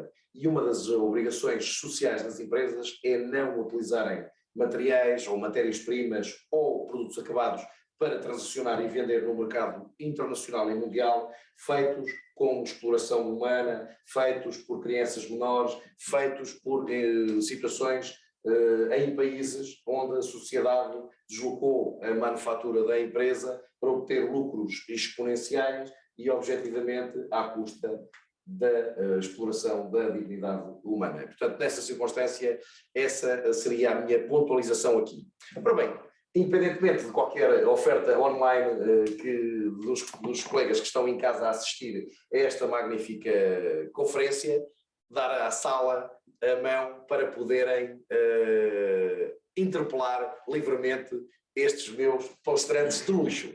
Professora, se pudesse subir no palco e usar o microfone com parcimónia, faz favor de dirigir a sua perplexidade ou pergunta ou reflexão ou ao objetivo e provocar aqui os nossos palestrantes.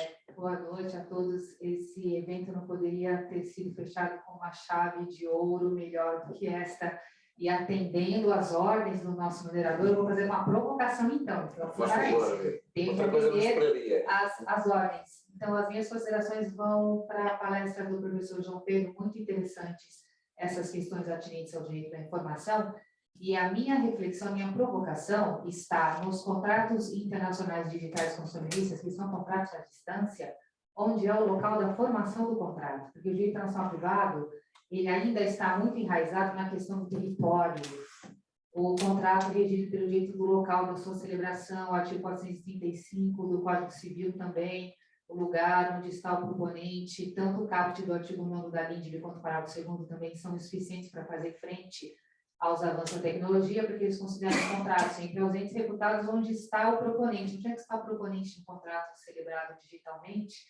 E a minha provocação vai no sentido do direito de relação ao privado oferecer uma porta agora para fazer frente a esse problema, no discurso do método, de não usarmos mais o método sabiniano clássico que está calcado no território, o contrato é regido pelo direito local da sua formação, mas a defesa da questão da aplicação do direito mais benéfico ao consumidor, que a gente observa isso, esse princípio da proteção da vulnerabilidade já enraizado para os contratos internacionais trabalhistas, para a defesa do superior interesse da criança e do adolescente, e agora também isso está se descortinando, eu enxergo isso, e não sou a única que defende isso, a professora Cláudia Lima Marques e outros, e eu estou organizando um livro com a professora Tatiana Skeff, justamente só sobre o direito mais benéfico, em várias áreas. O direito vai ser lançado pela RAIS agora, no ano que vem. Então, só uma provocação.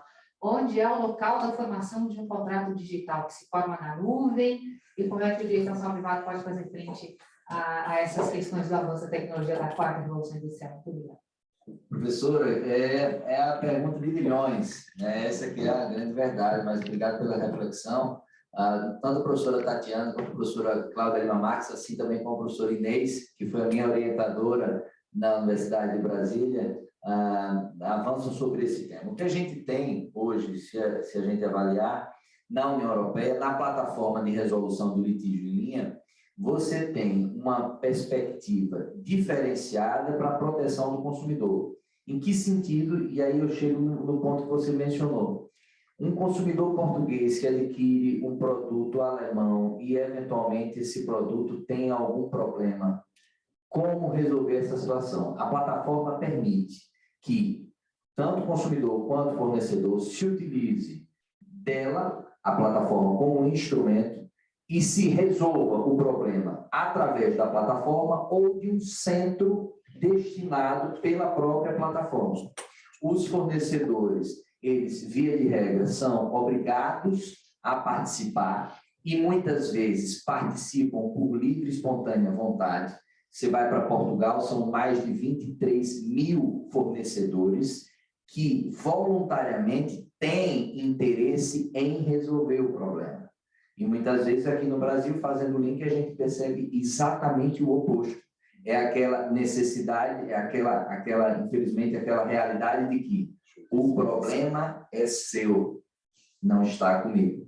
E normalmente você pega na União Europeia, de uma forma geral, quando existe um problema do consumidor, vem cá que o problema é meu e eu resolvo. Então, esse é um ponto muito importante que você chegou, por quê? Porque a gente sabe, e o professor Dário Moura Vicente também avança por esse caminho, a gente sabe que existe uma dificuldade ou existe uma constatação de que o território em si, hoje, perdeu o sentido, especialmente no comércio eletrônico. E por isso eu também coaduno com a sua provocação, no sentido de que toda a lei e todo ordenamento, seja ela lei propriamente dita ou soft law, ela deve, de fato, proteger o consumidor. Até porque a proteção do consumidor, se a gente avaliar Brasil, Portugal, Espanha, em diferentes níveis, mas há uma proteção. A gente sabe que existe uma proteção. Então, eu compreendo nesse sentido, apesar de não ter a resposta, cravar de fato a resposta que você, essa provocação que você fez, eu entendo que deve ser utilizado, e como já vem sendo utilizado, não só na área do direito do trabalho, mas sobretudo em outras tantas, no sentido de que a proteção ela é necessária. A gente tem hoje as diretivas da União Europeia, inclusive a 24 de 2014, houve a transposição da diretiva, que foi a lei, o decreto-lei 24 de 2014, houve a transposição da diretiva e em que sentido? Em algum ponto houve um aprofundamento da proteção do consumidor. Então, é muito importante a gente ter sempre em mente que a diretiva vem para dar um norte, mas na transposição, no momento da transposição, a depender do Estado, até uma proteção maior para o consumidor. Isso acontece, isso é real. Então, esse é um ponto realmente muito importante que você mencionou, até porque as transações, quem nunca comprou um produto internacional, etc. E já não comprou, assim, mas está em tempo ainda. Já mudaram, já mudaram. Está em tempo ainda todas essas mercadorias de fora, né? E a gente teve aqui o caso, só para fechar aqui, o caso da Panasonic, que o STJ de fato gravou, né? O consumidor que comprou aquela câmera fora do país e a garantia no final das contas valeu naquela ideia da teoria da aparência, né? Se tinha aquele instante a garantia fora, em tese, aquela empresa que trazia em si a imagem de ser uma empresa global, que foi esse grande ponto, né, da decisão, trouxe, então, essa perspectiva de você trazer o Instituto da Garantia para o Brasil ser aplicável. Então, realmente é um ponto ainda que merece muita reflexão. E o professor, quero ter a honra de ter esse livro, de assim que tiver esse lançamento, quero estar com certeza presente e desfrutar dessa leitura estupenda, que com certeza será. Antes de comprar, eu também vou precisar desse livro para me saber defender. Eu tenho a resposta para a minha querida amiga professora, por uma razão simples. A solução é não comprar online.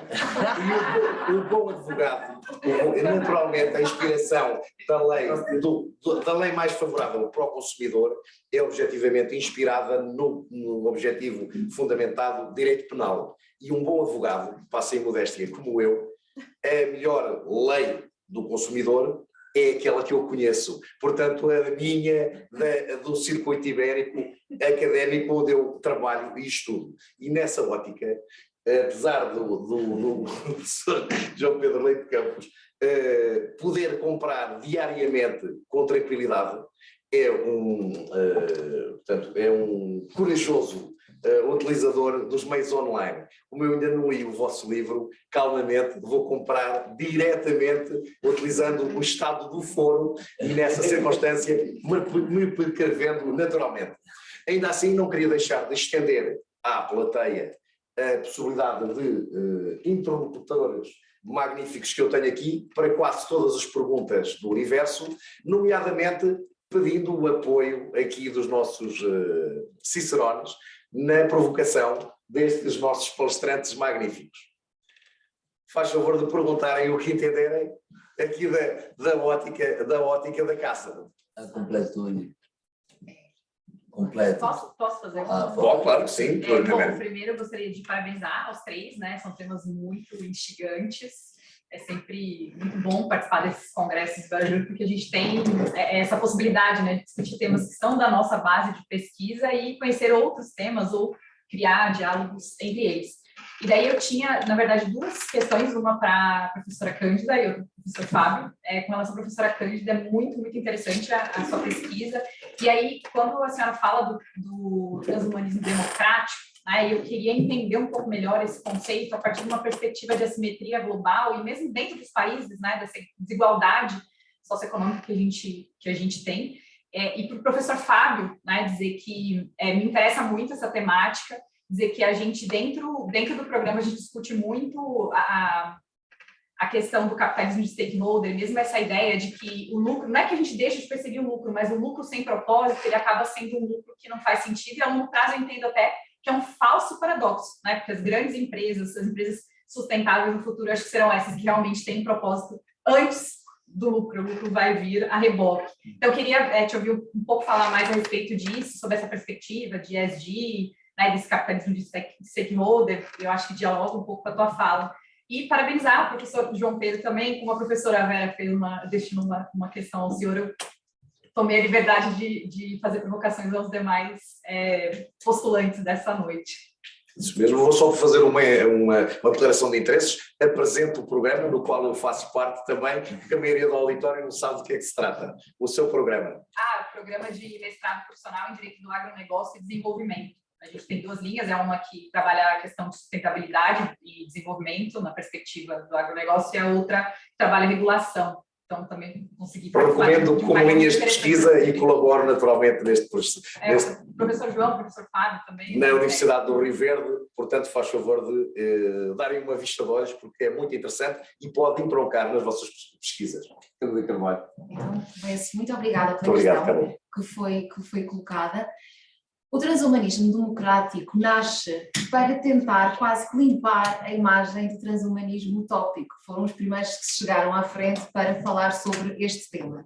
Quando eles falam de democracia, um transhumanismo democrático, o que eles querem é apresentar uma versão mais neutra, no sentido de que existem várias críticas que são apontadas ao transhumanismo. Uma delas é o facto de criar mais desigualdades, ou o facto das pessoas sentirem-se coagidas a aderir a esta mesma filosofia, porque sentem-se de alguma forma discriminadas em sociedade. As pessoas que têm uma capacidade aumentada podem ser sempre as preferidas numa sociedade, no sentido que são as primeiras a criar emprego, a ter emprego, os que têm já primeiro o conhecimento, enquanto que um ser humano normal é capaz de levar mais de 15 anos ou 20 a estudar. A verdade é que um transhumano, em apenas 5 segundos, não sei, é capaz de adquirir o conhecimento de todo o mundo. Portanto, há aqui esta questão de desigualdade. O que o transhumanismo democrático vem dizer é que a democracia é no sentido em que as pessoas têm que ter total liberdade para escolher se querem ou não aderir ao transhumanismo, e também vem dizer que o transhumanismo não pode criar aqui mais uma rúbrica de desigualdade no mundo, porque de facto nós vivemos num mundo que sofre ainda muitas situações de discriminação e de desigualdade, associados a outros temas que podem nem estar relacionados com a tecnologia, mas que este avanço tecnológico pode provocar ainda um maior desfazamento entre os seres humanos ditos normais e os seres humanos aprimorados. E vem-nos falar também do acesso justo a estas tecnologias, o que de facto ainda existe um caminho muito longo a percorrer até este momento, porque nós temos desigualdades de acesso, por exemplo, à saúde, algo que ainda é muito básico, que tem dificuldades de acesso, por exemplo, à água potável. Há outros assuntos ainda mais básicos do que o transhumanismo que já deviam estar resolvidos tendo em conta que estamos em 2023. Estes assuntos de desigualdade ainda são colocados hoje em dia, fora outros tipos de desigualdade. E de facto o transhumanismo pode vir aqui criar ainda mais um desfazamento na sociedade. Portanto, os defensores do transhumanismo democrático o que vêm dizer é que a ciência existe, a técnica existe, vem para melhorar a qualidade de vida, vem para aprimorar mais as capacidades humanas. No entanto, esta tecnologia tem que estar disponível para todas as pessoas, o que implica um grande investimento por parte dos próprios governos, por parte dos Estados, e que não pode estar só disponível para um tipo de sociedade muito mais desenvolvida ou algumas pessoas que acabam por trabalhar no núcleo da investigação, que acabam por ser também de alguma forma financiados por grandes empresas relacionadas com a tecnologia. Portanto, o transhumanismo democrático vem abanar um bocadinho as crenças do transhumanismo utópico e também mostrar até aos próprios bioconservadores que é possível falar de transhumanismo de uma forma séria, com os pés bem assentes na terra e de uma forma mais equilibrada, olhando para todos de uma forma igual, dizendo que o objetivo do transhumanismo não é criar mais uma situação de desigualdade. O transhumanismo vem para demonstrar que, tendo em conta toda esta evolução científica ou tecnológica, este é um caminho possível e talvez um caminho que todos possamos atravessar, só que todos têm que ter justamente as mesmas pontes para poder atravessar esta grande transição até chegar ao estado de pós-humano. Não sei se respondi à questão. Sim, muito obrigada. Ainda bem, passar aqui ao professor Fábio. Essa perspectiva transnacional é muito complexa, né? De vários temas. O transhumanismo, acho que ainda mais em razão, né, da distância que a gente tem, daquela realidade, não é acesso a direitos mais básicos. Isso. Eu concordo em absoluto, é verdade.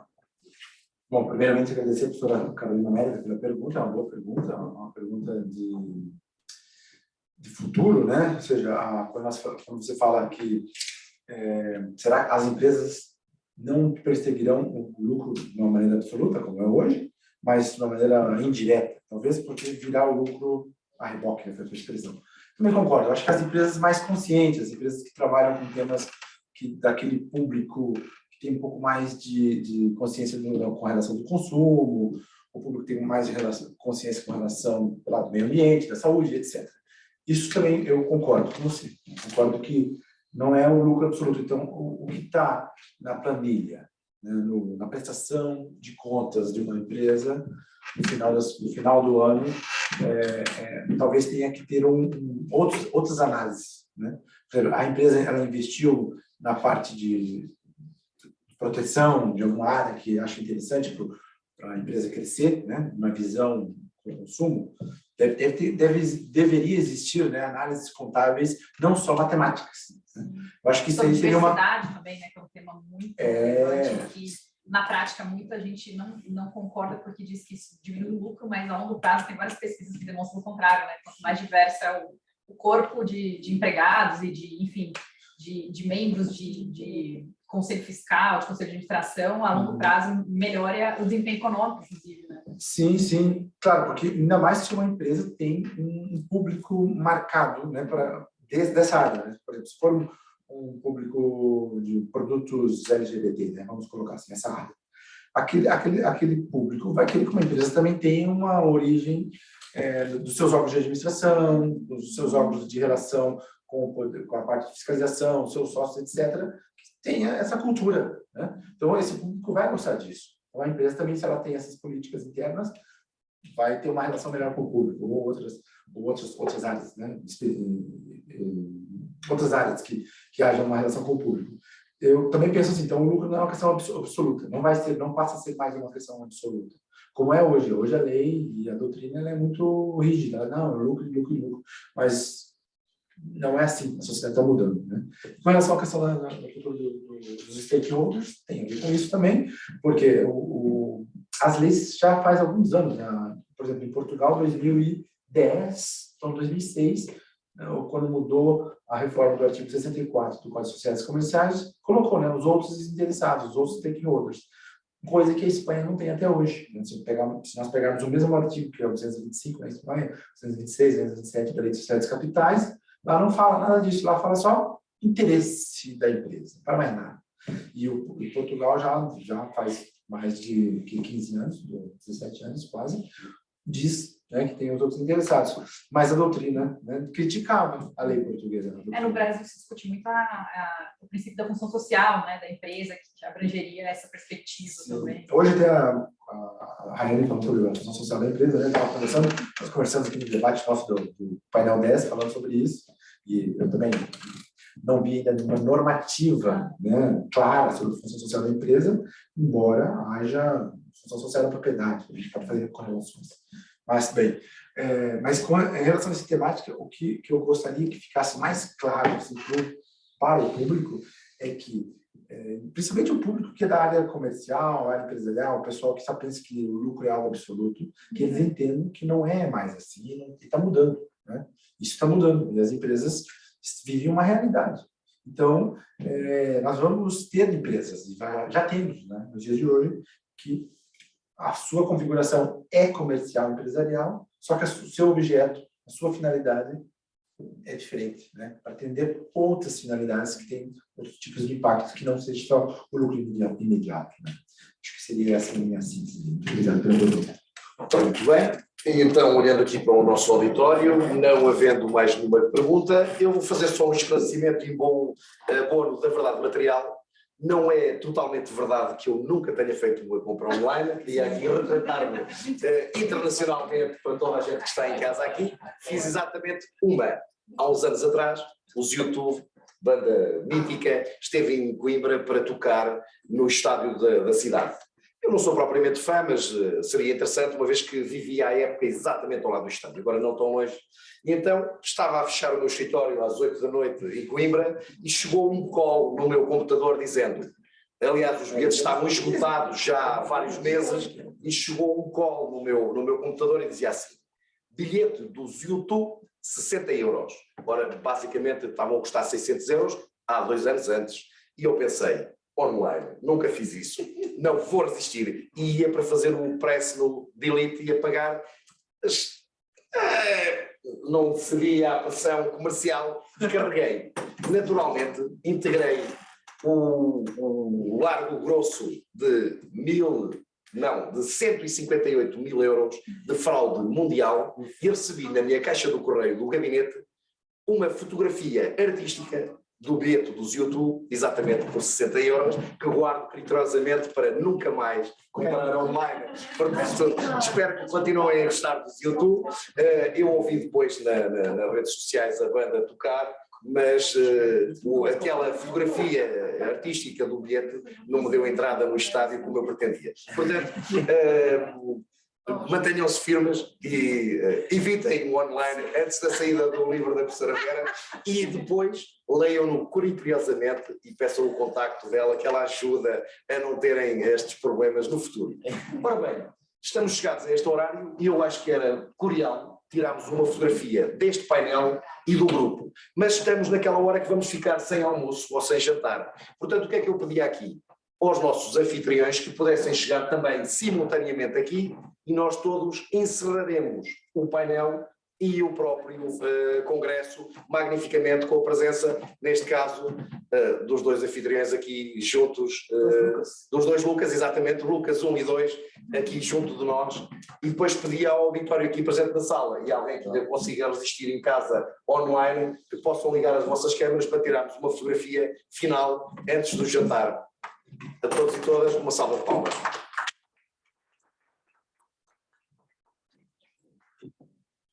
Ora bem, não sei se querem dizer umas palavras, eu estou em funções, mas... Lucas, faz as suas palavras. O microfone é vosso.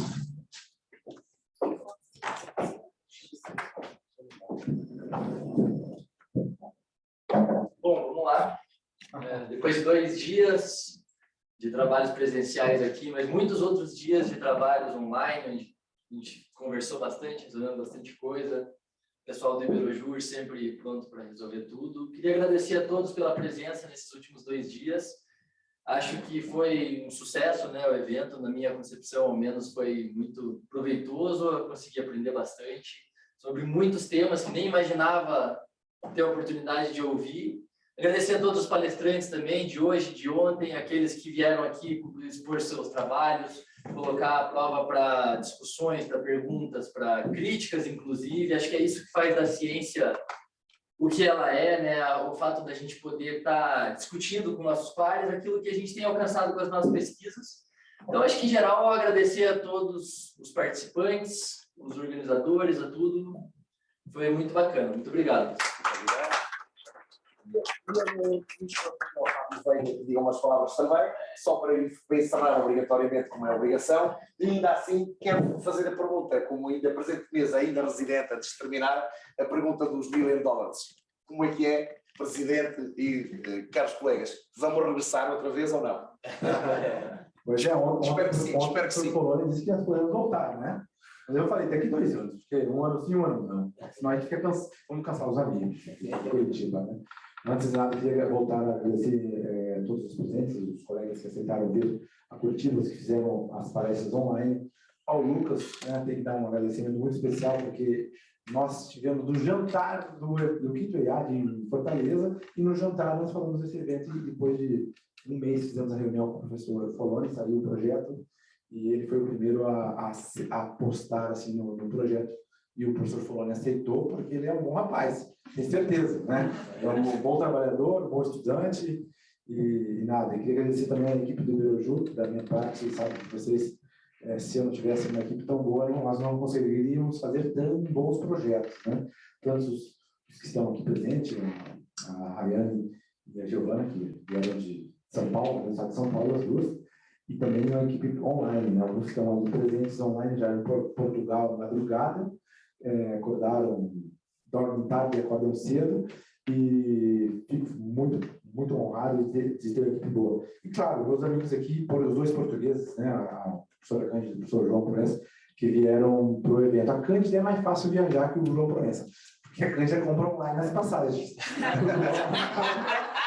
Fica mais difícil viajar. Mas que bom que o João Proença veio, porque eu já falei, ele falou para mim, só vou para o Brasil se for com você. Que ele, né, acho que é ir com um amigo, e faz bem, faz muito bem, ele veio com um bom amigo. E nada, vamos vir aqui todos tirar uma foto agora juntos, e se nós pudermos pedir também lá para o nosso happy hour, o Hector aí, né, fazer um bar de vinhos, e convidar os que estão em casa também para tomar um vinho com a gente.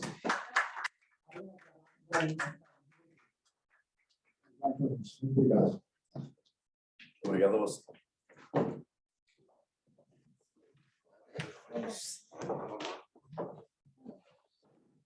tirar nossa foto oficial dos remanescentes.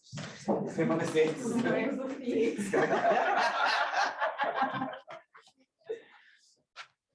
Bete deitado, tira atravessado. Vocês não querem sair na foto, não? Vocês aí? Vocês me viram? Fica só. Vai lá, Giovana, entra na foto, tá com vergonha? Tá uniformizado, Tira uma de pé, uma Vamos de cantar hoje à deitado. noite. Ainda bem que é de sujeito, depois vai ter churrasco que já não cabe na fotografia. Boa. Tem certeza que tá bom? Tá bom, tá bom. Quem, todo mundo vai lá? Já vai? Pro Sim. Alba Wine. Estamos. Tudo bem. Então, vamos lá. Alba, Vamos lá, Carol. Nunca fui, mas me disseram. Carol, já agora.